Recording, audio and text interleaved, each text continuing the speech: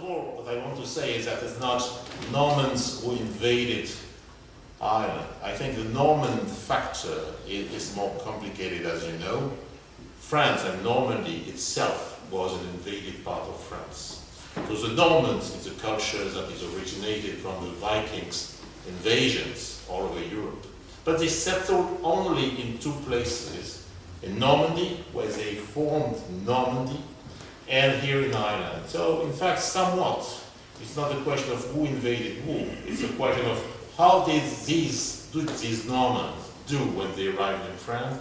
What did they build of original features when they arrived in France? And how did they transmit it here? Or did they create something again which was original when they settled here in Ireland?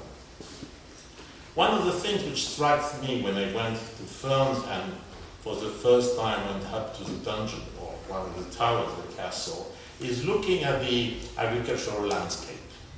And it's quite interesting that if you come from Normandy, I don't know how many of you have been to Normandy already, and when you look at this landscape seen from above, you have the impression that you are in Normandy. And so that is one of the first things. Have there been, potentially there are, I don't know if it has been researched or not, if there have been any comparison made, but is this agricultural landscape, which is made of field enclosed by wooden barriers, is this something of Norman origin or not? Is this the first proof of the Norman imprint? Very often people think about the castles or the churches and the abbeys, but there might be things which are more humble, which are on daily life accessible and environing everybody, which might be of this an element or a proof of this Norman heritage. I was also looking before coming here into some features of what we call in France the Norman tradition.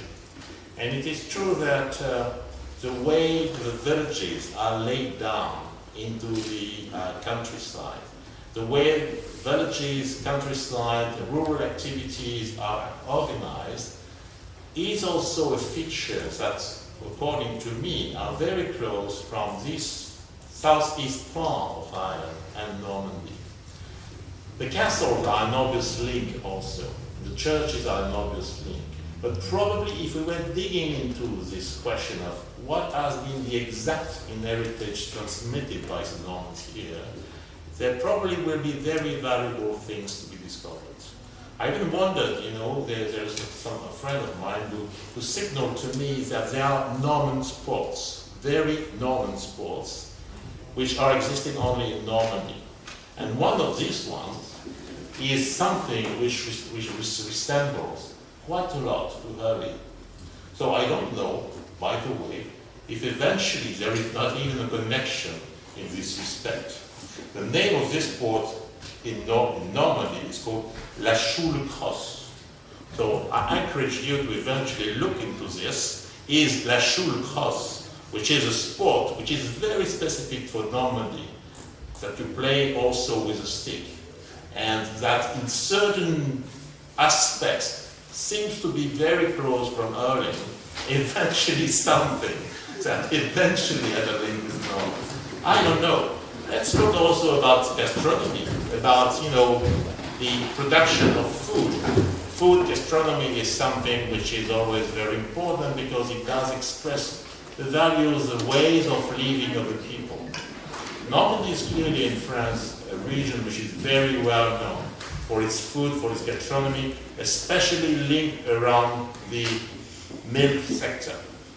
And when I was just coming here, when I saw those cows in the fields, and remembering I was speaking about Normandy, I said, yes, I'm maybe already here in Normandy.